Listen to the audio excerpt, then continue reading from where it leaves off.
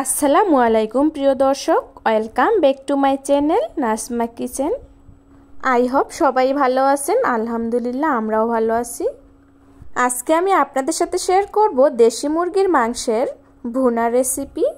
আশা করি আজকের এই রেসিপিটি আপনাদের সবার ভালো লাগবে, আর ভালো লাগলে অবশ্যই লাইক, কমেন্ট, শেয়ার এবং সাবস্ক্রাইব করে পাশে থাকা বেল আইকনটি বাজিয়ে দিবেন।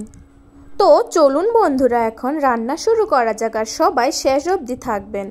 প্রথমেই মুরগিটাকে কেটে পরিষ্কার করে নেওয়া হয়েছে, আর ওই যে দেখুন ছোট ছোট কয়টা ডিমও বের হয়েছে। এরপর চুলার উপরে একটা প্যান বসিয়ে দিলাম আর চুলা জ্বালিয়ে নিলাম। প্যানটা গরম হয়ে গেলে দিয়ে দিলাম রসুন কুচি আর পেঁয়াজ কুচি। এরপর ছুরি দিয়ে হালকা একটু নাড়াচাড়া করে নিলাম। এরপর দিয়ে দিচ্ছি এখানে গরম মশলা, তেজপাতা, দারুচিনি, ছোট এলাচ, বড় এলাচ, লং, লবঙ্গ। এরপর দিয়ে দিচ্ছি সয়াবিন তেল। এরপর ছুরি দিয়ে নাড়াচাড়া করে নিচ্ছি। পেঁয়াজটাকে ভালোভাবে ভেজে নিতে হবে। পেঁয়াজ ভাজতে ভাজতেই অপর পাশে আমি মুরগির মাংসগুলোকে সব মশলা দিয়ে মেখে নিব। প্রথমে দিয়ে দিলাম লবণ, এরপর দিয়ে দিলাম হলুদ, এরপর দিয়ে দিলাম মরিচের গুঁড়া, এরপর দিয়ে দিলাম জিরা গুঁড়া আর ধনিয়া গুঁড়ো, এরপর দিয়ে দিলাম আদা বাটা। সব মশলা দিয়ে দেওয়ার পর এখন আমি হাত দিয়ে ভালোভাবে মাংসগুলোকে ম্যারিনেট করে নিব। চুলার আঁচটা কমিয়ে আমি ভালোভাবে মাংসগুলোকে মেখে নিচ্ছি। আর এই রান্নাটা আমি খুব ঝটপট করে নিয়েছি। সেদিন ছিল শুক্রবার। শুক্রবারের দিনে সকালবেলা ঘুম থেকে একটু দেরি করে উঠি। এরপর সকালের নাস্তা বানাইতে আর কাজ করতেই অনেকটা দেরি হয়ে যায়। এরপর আবার দুপুরের রান্না খুব ঝটপট করে নিতে হয়। শুক্রবারের দিন ছুটির দিন বলে কথা, সেদিন আবার জামাইকে ভালো মন্দ কিছু রান্না করেও খাওয়াইতে হয়। আমরা যারা ইউটিউবে কাজ করি, ইউটিউবে ভিডিও আপলোড করি, তারাই হয়তো জানে সংসার সামলানো আর একটা ইউটিউব চ্যানেল সামলানো এতটাও সোজা না, অনেকটাই পরিশ্রম করতে হয়। এত পরিশ্রম করার পরও যখন দেখি একটা ভিডিও ছেড়ে লাইক ভিউ কিছুই হয় না, তখন মনটাই খারাপ হয়ে যায়। তবুও হাল ছাড়া যাবে না, আমাদেরকে এগিয়ে যেতেই হবে। কি বন্ধুরা, সবাই আমার পাশে থাকবেন তো? আপন পর বুঝি না, যে আমার জন্য আছে আমিও তার জন্য সব সময় আছি। আপনাদের সাথে গল্প করতে করতেই পেঁয়াজ ভেজে নেওয়া আমার হয়ে গেছে। এরপর দিয়ে দিয়েছি মেখে রাখা মাংসগুলা। এরপর ছুরি দিয়ে ভালোভাবে নাড়াচাড়া করে নিলাম। যেই বাটিটাতে মাংসগুলা মেখে নিয়েছিলাম সেইখানে লবণ হলুদ ছিল, এই জন্য ওইখানেই একটু পানি দিয়ে এরপর মাংসগুলাতে দিয়ে দিলাম। দেশি মুরগির মাংসে পানির পরিমাণটা একটু বেশি দিতে হয়। মুরগির মাংসগুলা সিদ্ধ হতে অনেকটা সময় লাগে। এরপর ঢেকে দিয়ে দিলাম, ভালোভাবে সিদ্ধ হবে তাহলে। আর আজকে প্রচণ্ড গরম, গরমের জ্বালায় রান্নাঘরে থাকাই যাচ্ছে না। আমার জামাই বাজারে গিয়েছিল আর আসার সময় কর্ন আইসক্রিম নিয়ে এসছে। আর এই কর্ন আইসক্রিম আমার মেয়ের খুব পছন্দের। বলল তুমিও একটা খেয়ে নাও, গরমে আরাম পাবে।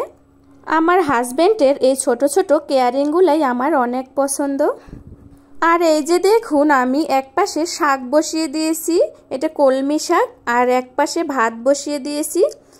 আবার মাঝখানে মুরগির মাংসও বসিয়ে দিয়েছি। সব একসাথে রান্না করে নিচ্ছি।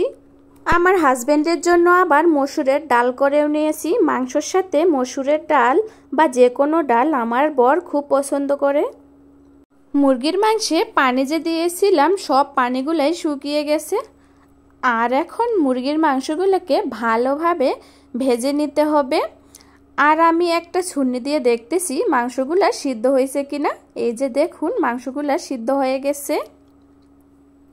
এরপর মুরগির মাংসগুলা এক সাইডে সরিয়ে দিয়ে তেল বের করে নিয়ে এরপর দিয়ে দিচ্ছি মুরগির পেট থেকে বের করে নেওয়া ডিমগুলা।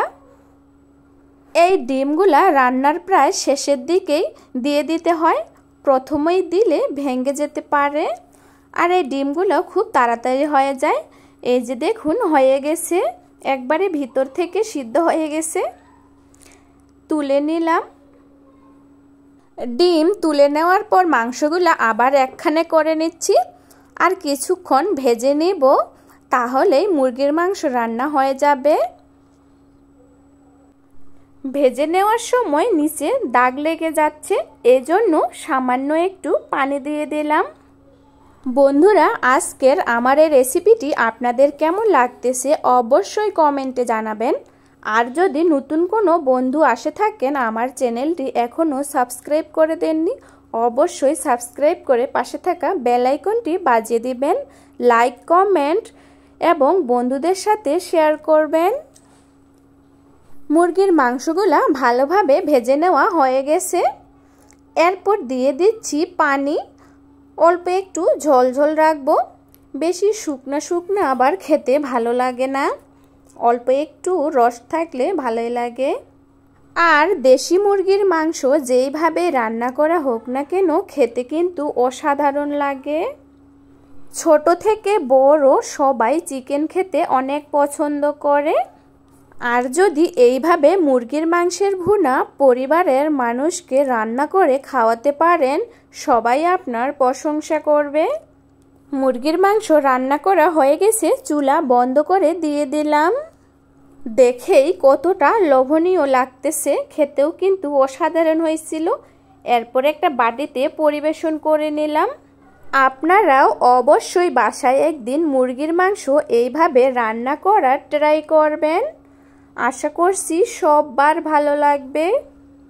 কার কার মুরগির মাংস খেতে ভালো লাগে অবশ্যই জানাবেন। আজকে এখানেই ভিডিওটা শেষ করলাম। আবার দেখা হবে নতুন কোনো রান্নার ভিডিও নিয়ে। ততক্ষণে সবাই ভালো থাকবেন। আল্লাহ হাফেজ।